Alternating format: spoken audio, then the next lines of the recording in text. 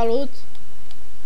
V-aș ruga să apăsați și voi butonul de like, share, subscribe dacă vă place acest episod. Și înainte de toate, vreau să-i mulțumesc lui Roberto și altele pentru promovarea care mi-a făcut-o. Fără el nu puteam să fac atât de mulți abonați. Da, și eu vreau să-i mulțumesc totului că și am ajutat să strâng o sumă destul de mare pentru început, să zic. Astăzi o să jucăm deathmatch. Da. Ca să nu știați, Zula este un fel de CSGO combinat cu Call of Duty.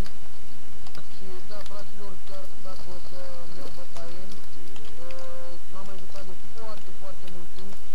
Și pe parcurs, eu zic că o să mă acomodez și nu să mai fiu doar așa. Da.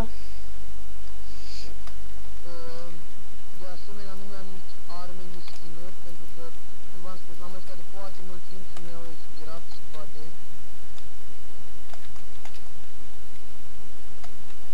Ok, l-am omorât pe... Normal, l-omor pe unul din altul pe la spate. O, firar să fie. Vine unul în spatele meu, mă întorc cu fața spre el și se spawnează altul în spatele meu. Așa e și la mine. Da. Nu-l nimeresc, fraților, nu râdeți de mine. Nu-l nimereau. Credeam că trebuie să-i dau... De ce ești pornică? M-a luat fraierel.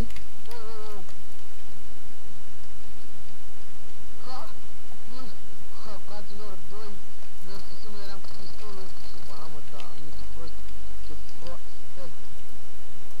tipa asta sau tipul ăsta.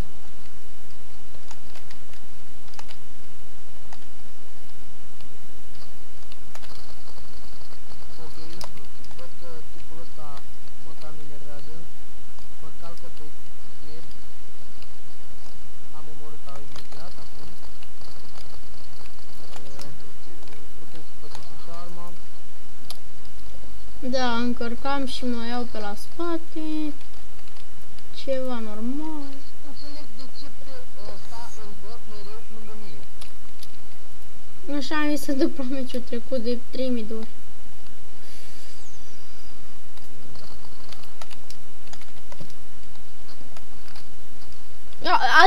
Trage prin mine, prin perete, nu înțeleg cum face asta. Da, dar fără să... Deci fără să mă vadă, m-am văzut un pic și am că trăgea în mine prin perete. Hai mă lași. Cât bun l-am trebuie să ai. Asta face așa ceva. Bă, uite că trebuie. Hello, gagica, fac videofon. Nu, în spate, nu veni din spate, nu. Asta de noi. Da. Dacă mai dăm de un legat.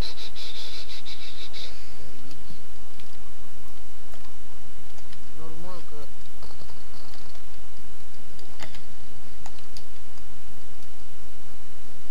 Dar eu nu te întâlni deloc pe tine în meciul ăsta, deloc. Sigur, eram singur, fraților, că și vreau să vă spun că parcă văd că vine de vreunul să mă ia de la spate. Ce interesant e că eu nu dau deloc de tine în meciul ăsta.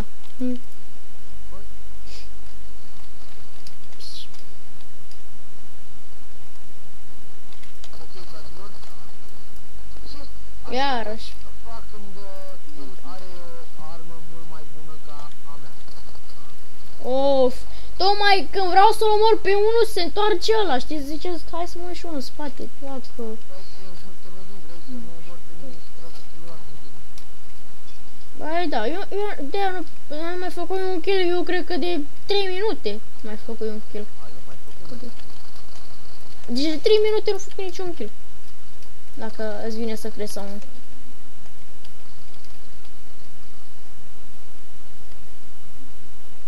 Ba, uită-mă. Da, fraților, poate o să mai vedeți flag. Într-adevăr, am.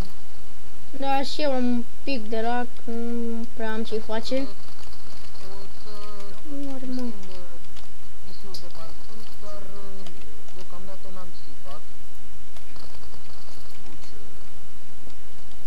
Ok, headshot. Da. Cum am Este. să mă bătaie. Bă, de ce mi-a doi?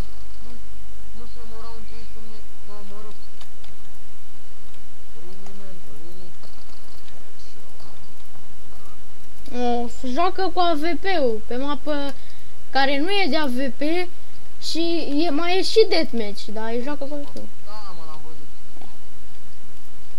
Băi, să mor banii, acum.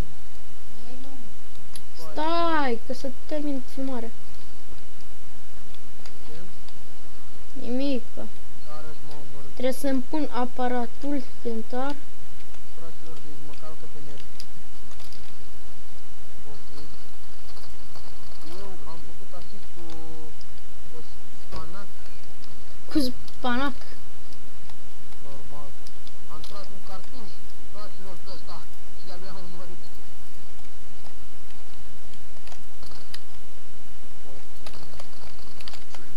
Na, și mai stai tu cu AVP-ul. Of.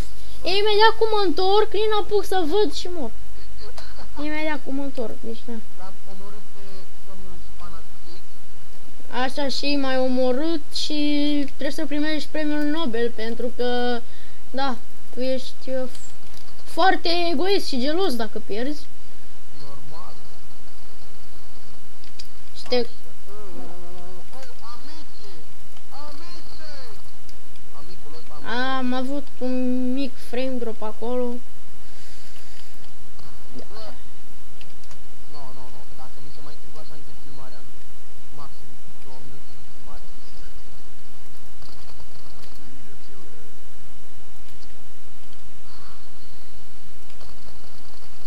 Iar vedeți cum omor altceva la spate. Ăla decide că nu moare, că mă moare pe mine asta. Mami, fraților, mami.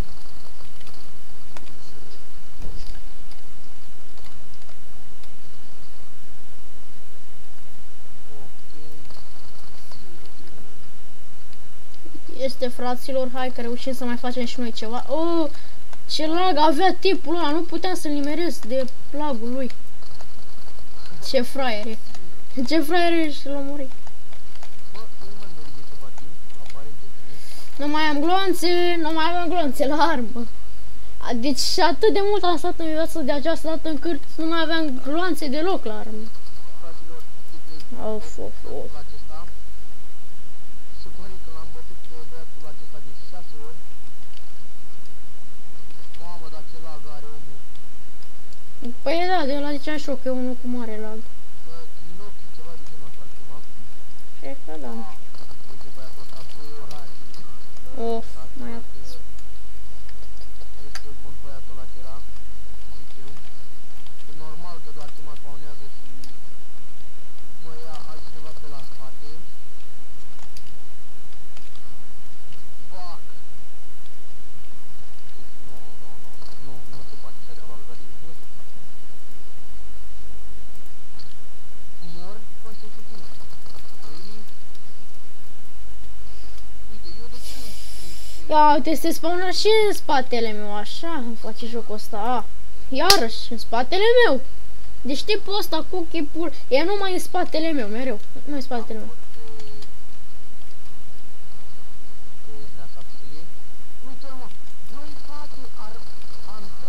Of. Deci eu trag în cineva din față și persoana din spatele meu, care era un pic și în stânga mea, nu trage în acea persoană, trage în mine. Că este un laș să se lupte corect și trebuie să mai ia pe la spate.